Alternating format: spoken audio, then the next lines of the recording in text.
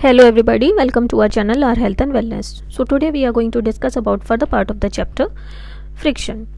तो जब भी पॉसिबल होता है रोलिंग फ्रिक्शन स्लाइडिंग फ्रिक्शन से रिप्लेस हो जाता है. अब आप स्लाइडिंग फ्रिक्शन को रोलिंग फ्रिक्शन में कैसे बदल सकते हैं? व्हील्स को यूज़ करके, बॉल बियरिंग्स को यूज़ करके, रोलर बियरिंग्स को यूज़ करके. हमने देखा है बच्चों को रोलर स्केट्स से खेलना बहुत पसंद है, उनको उसका एडवेंचर बहुत पसंद होता है, फास्ट मोशन बहुत पसंद होता है. रोलर स्केट्स को अगर हम ध्यान से देखें तो उसमें छोटे छोटे व्हील्स लगे होते हैं.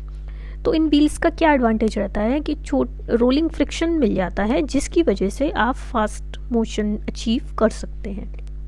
आजकल हम देखेंगे सूट केसेस होते हैं, बच्चों के स्कूल बैग्स होते हैं, उनमें छोटे छोटे व्हील्स प्रोवाइड कर दिए जाते हैं ताकि बच्चे भी अपने भारी बैग आराम से कैरी कर पाएँ.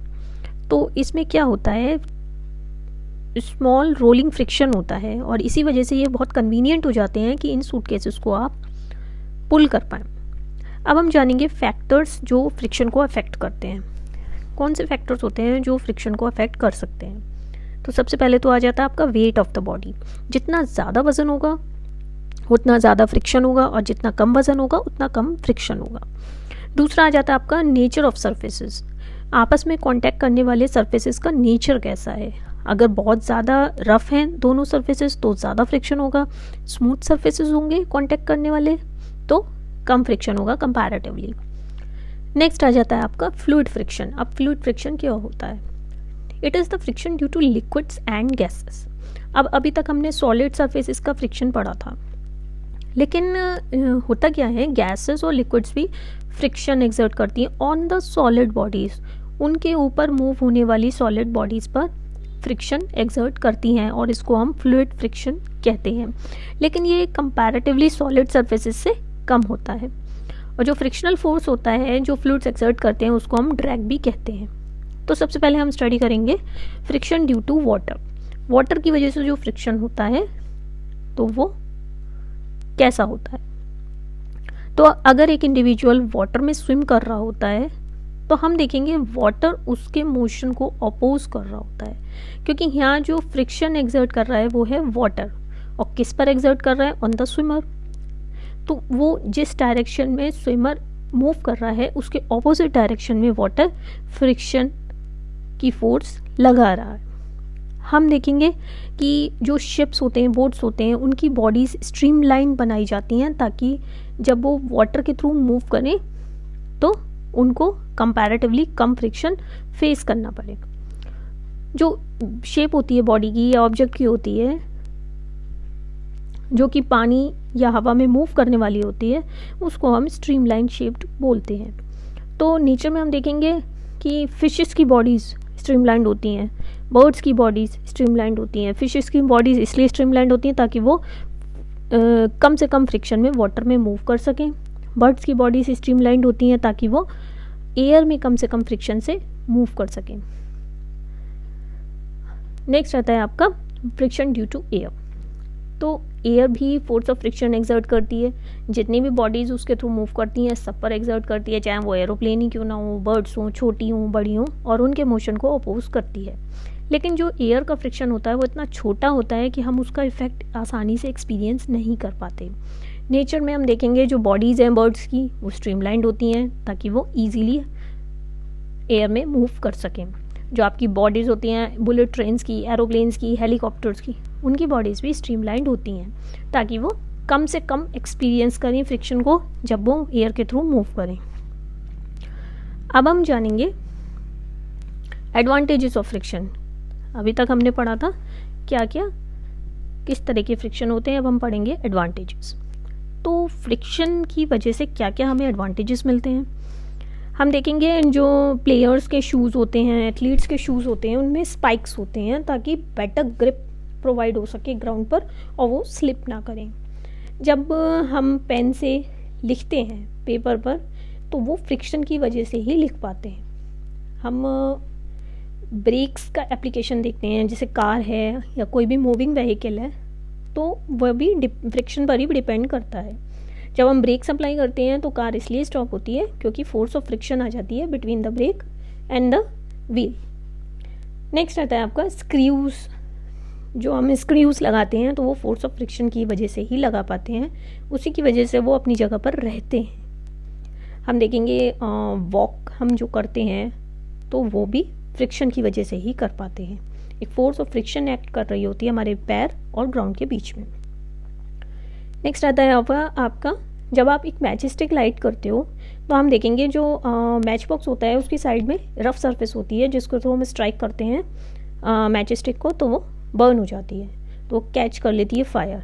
तो ये फोर्स ऑफ फ्रिक्शन की वजह से ही होता है, क्योंकि जब हम रब करते हैं तो फोर्स ऑफ फ्रिक्शन की वजह से मैच स्टिक हेड का टेम्परेचर राइज हो जाता है, और इस हद तक राइज हो जाता है कि जो केमिकल्स होते हैं उसमें वो फायर कैच कर लेते हैं और फ्लेम प्रोड्यूस हो जाती है। नेक्स्ट आ जाता है आपका मूवमेंट ऑफ व्हीकल्स।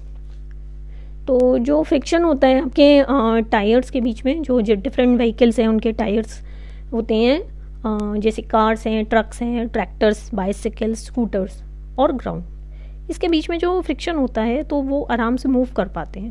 अब हम टायर्स में फ्रिक्शन कैसे इंक्रीज़ कर सकते हैं? हम देखेंगे जो टायर्स होते हैं उसमें बड़े बड़े ग्रुप्स बने होते हैं, तो जितने बड़े ग्रुप्स होते हैं उतना ज़्यादा फ्रिक्शन प्रोवाइड होता है, उनकी ग्रिप और रोड्स पर बहुत अच्छी हो जाती है और व्हीकल्स की स्किडिंग हम प्रिवेंट कर सकते हैं। तो अब हम जानेंगे कि आप फ्रिक्शन को इंक्रीज़ कैसे कर सकते हैं, क्या मेथड्स हैं जिससे आप फ्रिक्शन को इंक्रीज़ कर सकते हैं। तो एक तो मेथड हमने अभी पढ़ा था कि ग्रुप्स बनाकर इंक्रीज़ कर सकते हैं।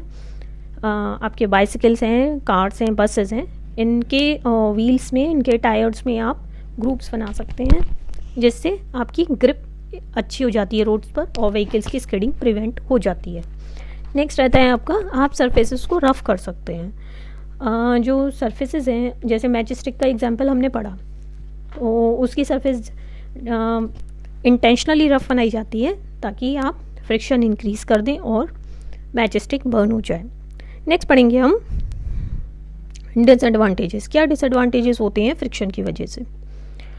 तो एक तो होता है फ्रिक्शन की वजह से जितने भी पार्ट्स ऑफ मशीन्स होते हैं वो वियर हो जाते हैं, वियर एंड टीयर हो जाती है, वो ख़राब हो जाते हैं, तो उनकी जो लाइफ है वो डिक्रीज़ हो जाती है, आपकी मशीन्स की लाइफ डिक्रीज़ हो जाती है।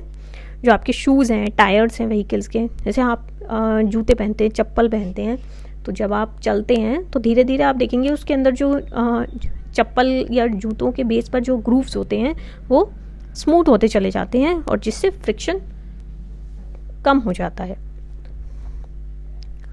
टायर्स भी धीरे धीरे घिस जाते हैं ग्रेजुअल यूज़ के बाद, और उनको हमें रिप्लेस करना पड़ता है ताकि उनका एडवांटेज हम ले सकें।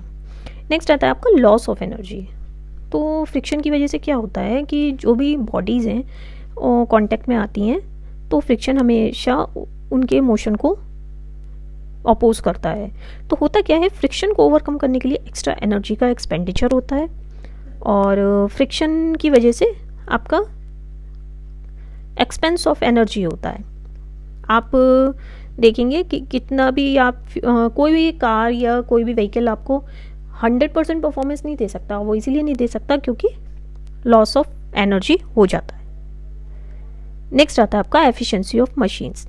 तो आप फोर्स अप्लाई करते हैं मशीन रन करने के लिए तो वेस्ट हो जाती है इन ओवरकमिंग द फ्रिक्शन, ये हमने अभी डिस्कस किया था। तो उससे क्या होता है कि आपकी जो एफिशिएंसी है मशीन की वो डिक्रीज़ हो जाती है। तो इसी वजह से किसी भी मशीन की एफिशिएंसी 100% नहीं हो सकती just because of force of friction. Next आता है आपका डैमेज टू द मशीन। तो जब मशीन के पार्ट्स मूव करते हैं, आपस में रब करते हैं, तो हीट प्रोड्यूस होती है और ये हीट जो है धीरे धीरे मशीन्स को डैमेज कर देती है। तो अब हम जानेंगे वेज ऑफ रिड्यूसिंग फ्रिक्शन।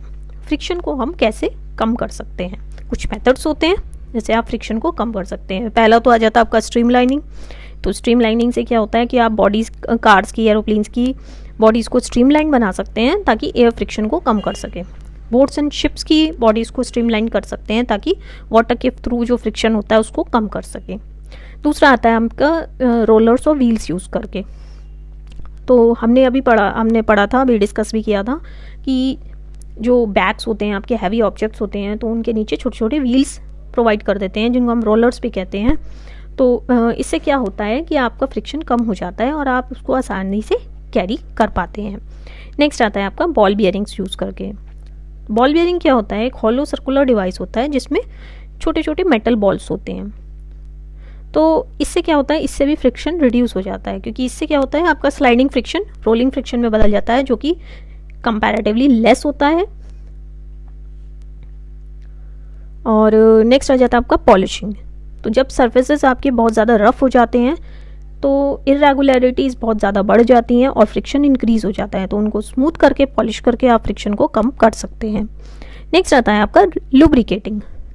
तो लुब्रिकेंट क्या होता है, ये जनरली एक ऑयल हो सकता है या ग्रीस हो सकता है, तो इससे आप फ्रिक्शन को कम कर सकते हैं। तो जब लुब्रिकेंट आप अप्लाई करते हैं between the moving parts of A machine, तो एक थिन लेयर बन जाती है और मूविंग सर्फेसेस आपस में रब नहीं करते हैं।